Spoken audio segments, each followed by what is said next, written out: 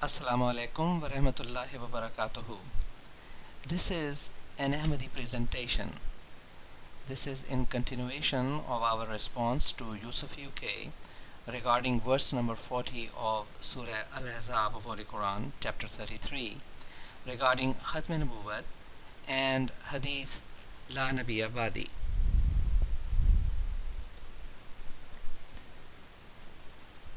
As Yusuf UK has already agreed that Holy Quran is the best mufassir or interpreter of Holy Quran, we would like to draw the attention of all interested that while we have presented several verses of Holy Quran in support of the interpretation of Jamaat-e Ahmadiyya, Yusuf UK has failed to counter any of those verses, and also he has not been able to present any verse of Holy Quran in support of his interpretation of the verse under discussion. He could only bring hadith in support of his interpretation. So therefore now we will be reviewing Ahadith regarding word Khatam and La Nabi Abadi in this video. Let's look at the first hadith. This is a hadith taken from Sahih Muslim, which is one of the Sihai Satta, volume 8, hadith number 2137, in Bab Zikrud Dajjal wa Siftahu wa ma ma'ahu, that is, account of the Antichrist and his features and what would be along with him. In this hadith, Holy Prophet sallallahu alaihi wasallam, while describing Antichrist or Dajjal, discusses the advent of Hazrat Isa alayhi salam and calls him Nabiullah, not once, not twice, but 3 times. Obviously, Holy Prophet sallallahu alaihi wasallam did not interpret the verse Khatam-e-Nabiyyin as himself to be the last prophet in time. Next hadith we have taken from Sunan Ibn Majah, which is again one of Sihai Satta.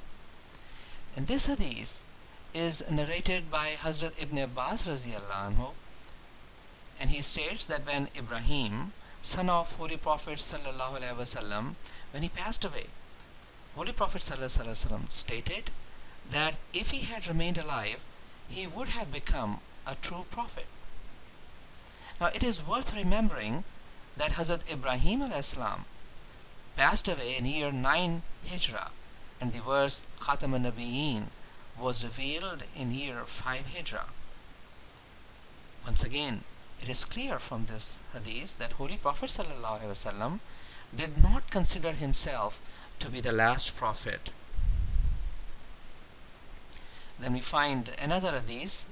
This is narrated by Hazrat Ali radhiyallahu ta'ala anhu, and this is recorded in Al-Fatawa Al-Hadithiyya Ibn Hijr Al-Hasami, page number 125, and also recorded in Tarikh Al-Kabir Ibn Asakir, page number 295.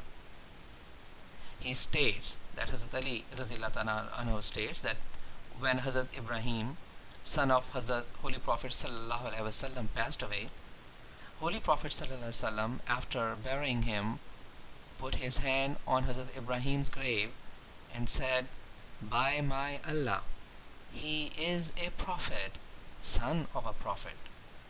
Once again, it is obvious from this hadith that Holy Prophet sallallahu alaihi wasallam did not agree with the interpretation of this verse as is held by Yusuf UK and the mainstream Muslims. Now let's look at a statement which is recorded and attributed to Hazrat Aisha radhiyallahu ta'ala anha. It is recorded in Durr Mansur, volume 5, page number 204, and she states that say he is Khatamul Anbiya, but do not say that there is no prophet after him. قُولُوا إِنَّهُ خَاتَمُ الْأَنْبِيَاءِ وَلَا تَقُولُوا لَا نَبِيَّ بَعْدَهُ. Once again, it is clear that Hazrat Aisha radhiyallahu ta'ala anha did not agree with the interpretation of Yusuf UK. And let's look at some of other divines and scholars. What do they think about this statement of Hazrat Aisha radhiyallahu ta'ala anha? We find a statement from Hazrat Imam Ibn Qatiba, who passed away in year 267 Hijrah, and he writes in his work titled Ta'wil Mukhtaliful Ahadith, page number 236, and he discusses this statement of Hazrat Aisha radhiyallahu ta'ala anha shown in previous slide, and states that there is no contradiction in her statement and the statement Holy Prophet sallallahu alaihi wasallam la nabiyya ba'di, that there is no prophet after him, because what Holy Prophet sallallahu alaihi wasallam meant was that there is not going to be any prophet after him who would revoke what he has brought. And this is exactly what we, the Jamaat-e-Ahmadiyya, believes in, and this is what Hazrat Aisha radhiyallahu ta'ala anha believed in as well. Then we find a statement from Hazrat Imam Muhammad Tahir rahmatullah alayh, who passed away in year 986 after Hijrah, and he writes in his book Takmila Majma al-Bahar, page number 85, and he too discusses the same statement of Hazrat Aisha radhiyallahu ta'ala anha and explains that Hazrat Aisha made that statement because of the advent of Hazrat Isa alayhi salam, or expected advent of Hazrat Isa alayhi salam, and it is not against the hadith la nabiyya ba'di, because what Hazrat Muhammad sallallahu alaihi wasallam meant was that there is not going to be any prophet after him who will revoke his sharia. Then we find a statement of Hazrat Shah Waliullah Muhaddith Delvi, who is a renowned divine and scholar who is very well known in Indian subcontinent and who is considered by many to be the Mujaddid of Sadi Dawazdaham of the 12th century. And he writes in his book Quratul Ainain fi Tazil al-Shaykhain, page number 319, and he explains that we have found out from the statement of Holy Prophet sallallahu alaihi wasallam la nabiyya ba'di, that there is no prophet after me, that the prophethood which has been discontinued according to him is the prophethood with the Sharia. And once again, this is exactly what we believe in as well. We also find a statement of Hazrat Mujaddid al-Ifsani Sheikh Sarhindi rahmatullah alayh, who passed away in year 1034 Hijrah, and he writes this in one of his letters, letter number 301, page number 432, volume 1, that to achieve the attributes of prophethood and the excellences of prophethood by the followers of Holy Prophet sallallahu alaihi wasallam in strict obedience and as inheritance after the advent of Hazrat Muhammad sallallahu alaihi wasallam is not against the Khatam-e-Nabuwwat of Holy Prophet sallallahu alaihi wasallam. Therefore, you should not be among those who doubt it. فَلَا تَكُمْ مِنَ الْمُمْتَرِينَ.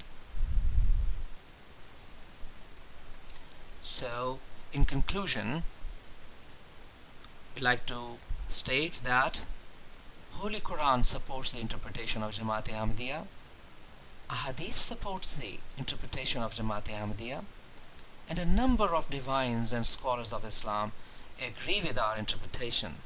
And all these references that we have given, they had been before the advent of Hazrat Mirza Ghulam Ahmad, Masih Maud Mahdi Maud alayhi salam.